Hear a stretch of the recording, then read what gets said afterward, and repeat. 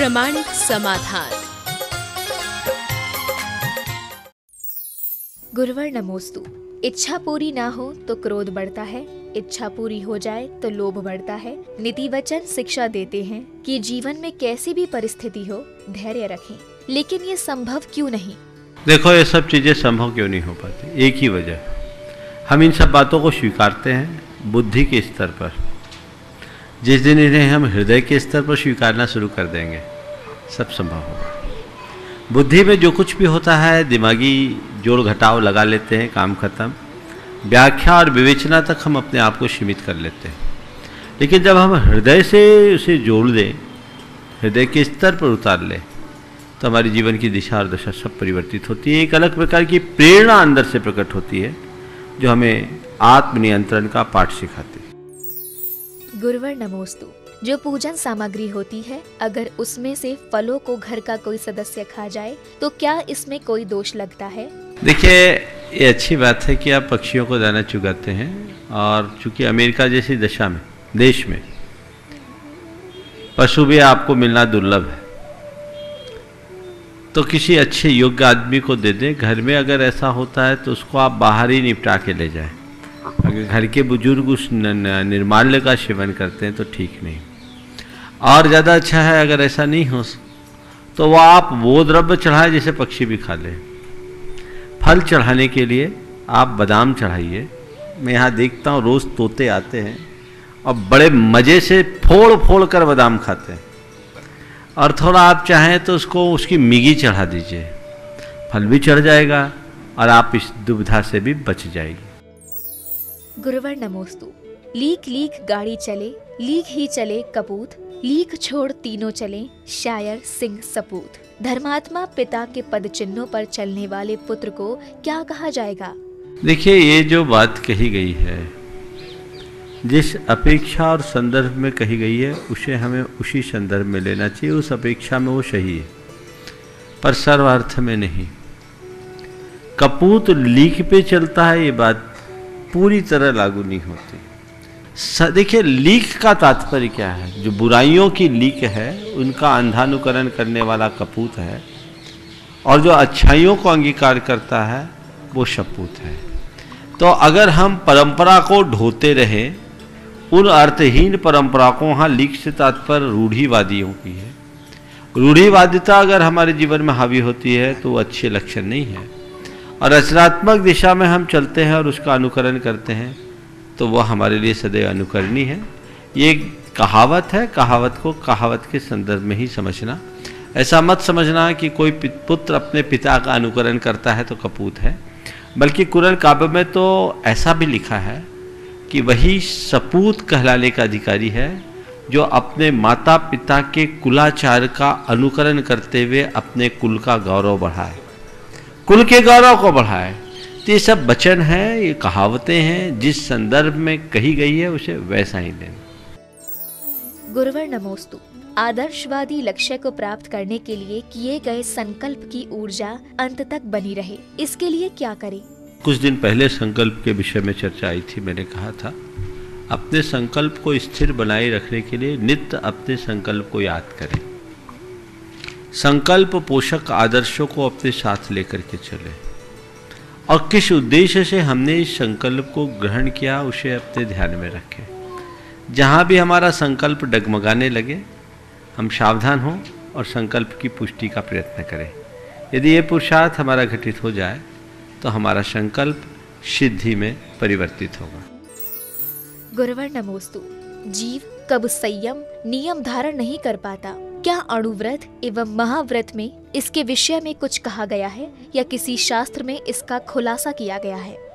जैन कर्म साहित्य का विवेचक एक ग्रंथ है गोमठ सार कर्मकांड। उसमें एक कारिका आती है, चत्तारि विखेताई आउग बंधे होई सम्मतम, अणुबद महब्बदाई न लहई देवाउगम मोतु। कोई भी आयु बंधे सम्यक दर्शन की प्राप्ति तो हो सकती है, लेकिन अनुव्रत और महाव्रत देवायु को छोड़कर अन्य आयु के बंधने पर नहीं लेते हैं। तो वहां पर उल्लेख तो अनुव्रत और महाव्रत का लिया है। अब अगर हम इसकी व्याख्या करें अनुव्रत से, तो पंच अनुव्रत अर्थात पंचम गुण स्थान की भूमिका, महाव्रत यानी मुनिव्रत को। लेकिन पुराणों में कुछ प्रसंग हम देखते हैं, उसमें ऐसा दिखता है कि जिनकी खोटी आयु बंध गई वो अपने जीवन में छोटा सा भी नियम लेने में समर्थ नहीं रहते। तो वहां यह भी दिखता अनुव्रत का अर्थ छोटा सा व्रत, स्पष्ट नहीं है, पर मैंने अनेक ऐसे लोगों को देखा जिनके अंदर नियम लेने का कोई भाव नहीं होता। मैं एक घटना आप सबको बताता हूं। मेरे संपर्क में एक युवक था जिसकी सुबह की शुरुआत शराब से होती थी। सुबह की शुरुआत शराब से होती थी। धार्मिक बहुत था, अपने इलाके का एक दबंग आदमी था, दान धर्म बहुत करता था, प्रवचन में सबसे आगे बैठ करके सुनता था, और आप उससे प्रवचन की बात करो, समय सार की इतनी अच्छी व्याख्या कर दे कि आप भी मुग्ध हो जाओ। उसे देख करके मुझे लगता था कि इंसान धर्म को समझता तो है पर जी नहीं पाता। रोज सुबह से मेरे पास आता था, कमंडल लेना चाहता था, मैं उसे कमंडल नहीं देता था कि तुम शराब पीते हो, जिस हाथ से शराब की बोतल पकड़ते हो मैं तुम्हें कमंडल नहीं दूंगा। जुड़ा, सब कुछ करे, हर काम में बड़े बड़े धर्मियों से ज्यादा खर्चा करे, बाकी मामलों में सब कुछ ठीक था। एक दिन मैंने उसे अकेले में समझाया, बोला भैया तू इसको छोड़। तो बोला महाराज ये तो अब इस पर्याय के ही साथ जाएगी। बोला मैं बोतल नहीं पकड़ता, बोतल ने मुझे पकड़ लिया।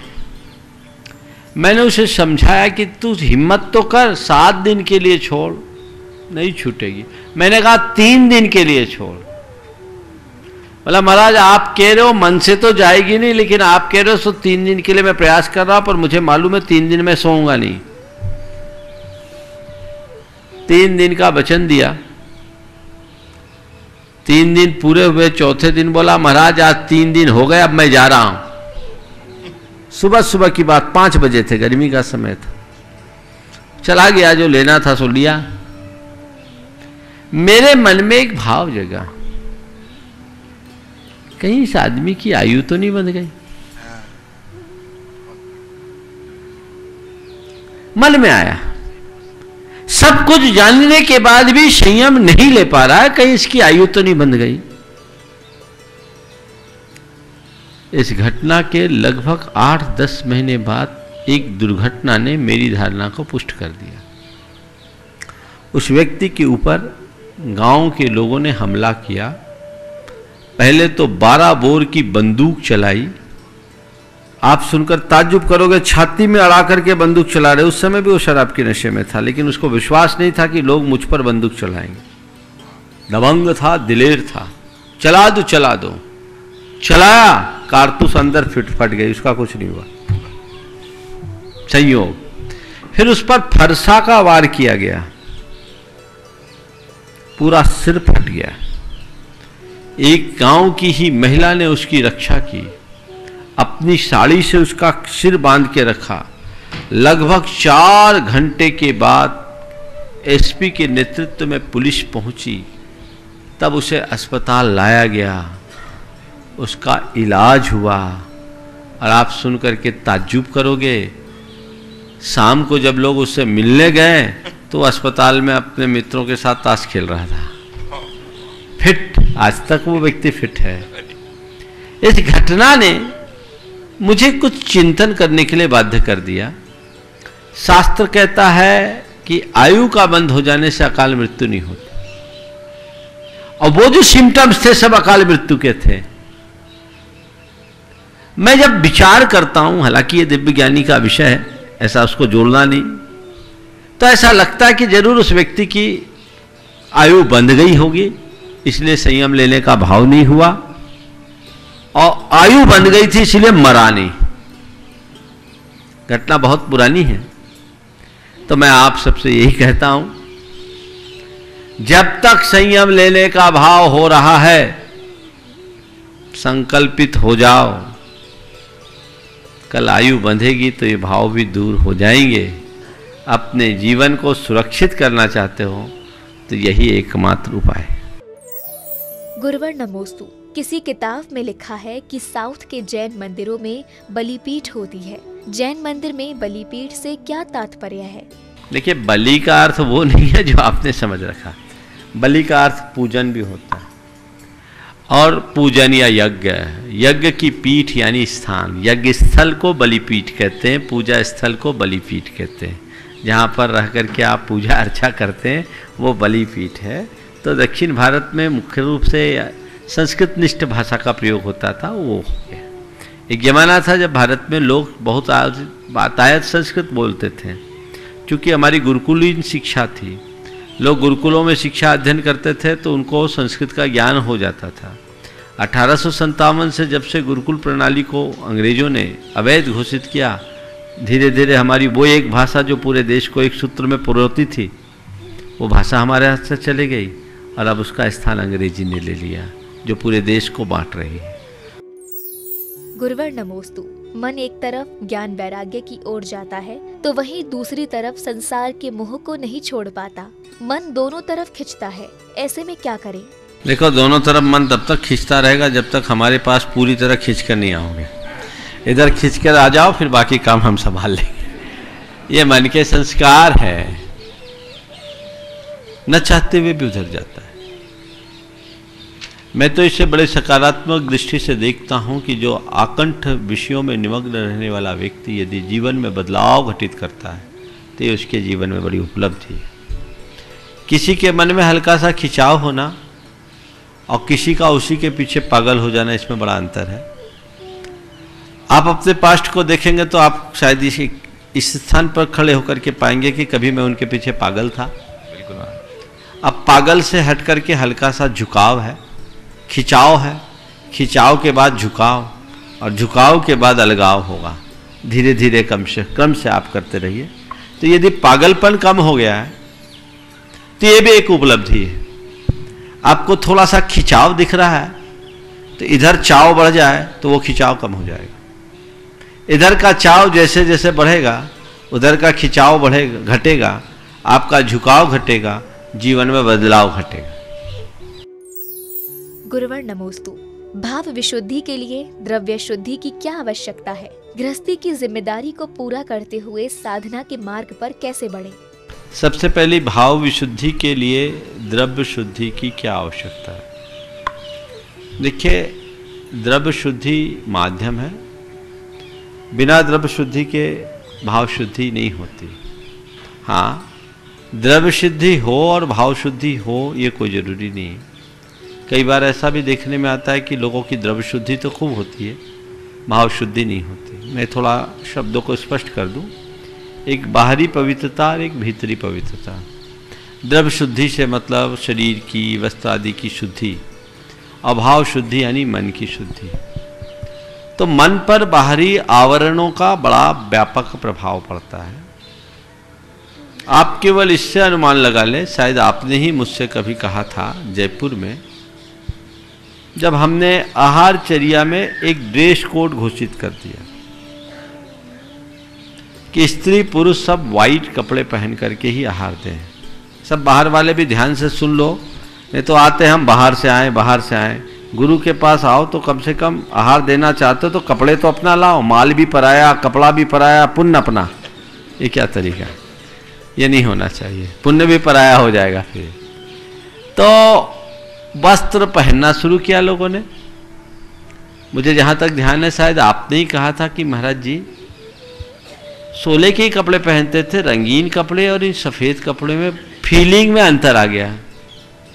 ये द्रव्य शुद्धि का प्रभाव था कि भाव शुद्धि का?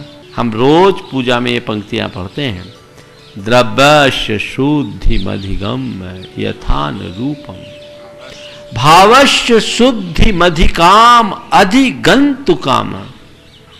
आलंबनानि विविधान्यवलंब्य वल्गन भूतार्थ यज्ञ पुरुषस्य करोमि यज्ञम। हे भगवान, मैंने द्रव्य की शुद्धि का यथानुरूप जैसा शास्त्र में वर्णन है आलंबन लिया है। बाहर के जितने भी आलंबन है उन सबको मैंने स्वीकार किया है। क्यों? भावस्य अधिकाम शुद्धिम अधिगंतु कामाहम। भावों की उत्कृष्ट शुद्धि को प्राप्त करने की इच्छा रखने वाला मैं द्रव्य शुद्धि का आलंबन लेकर आपकी पूजा कर रहा हूं। तो बिना द्रव्य शुद्धि के भाव शुद्धि नहीं होती। इस बात को ध्यान रखो। दूध को तपाना होता है तो बर्तन को तपाना पड़ता है कि नहीं? हाँ, बिना बर्तन को तपाए दूध को तपाने की टेक्नोलॉजी तो नहीं है। आप कहोगे महाराज आजकल पास्चुराइजेशन हो जाता है, पर पास्चुराइज जिससे करते हैं वो उपकरण भी तो उसमें निमित्त बनता है।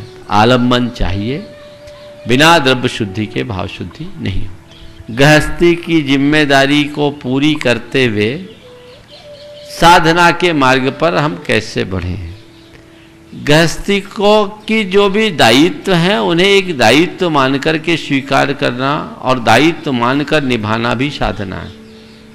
एक दायित्व निभाना है और एक दायित्व को ओढ़ना है, इन दोनों में फर्क है। मेरी जिम्मेदारी है, मेरा दायित्व है, मेरा कर्तव्य है, मेरी ड्यूटी है जो मैं कर रही हूं या कर रहा हूं।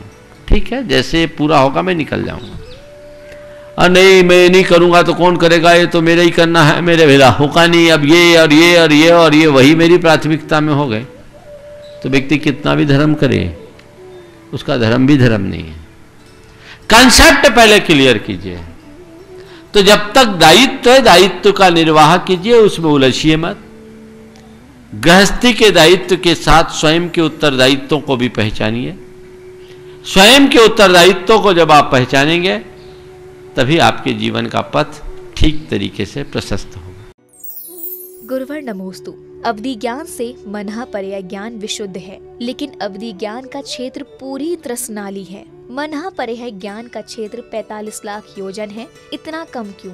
देखिए, अलग अलग चीजें होती, सबका अपना अपना रेंज होता है। एक माइक्रोस्कोप होता है, एक टेलीस्कोप होता है। क्या बोला मैंने? माइक्रोस्कोप और टेलीस्कोप। माइक्रोस्कोप क्या करता है? सूक्ष्म से सूक्ष्म चीज को पकड़ लेता है और टेलीस्कोप दूर की चीजों को पकड़ता है। पावरफुल माइक्रोस्कोप होता है कि टेलीस्कोप? अपना अपना रेंज होता है, लेकिन जो सूक्ष्म विवेचना है वो माइक्रोस्कोपिक कैमरे के माध्यम से होता है, लेंस से होता है। तो अवधि ज्ञान टेलीस्कोपी है, उसका रेंज बड़ा है, और मनः पर्याय ज्ञान माइक्रोस्कोप जैसा है, सूक्ष्मता से उसका पड़ताल करता है, ऐसा समझ।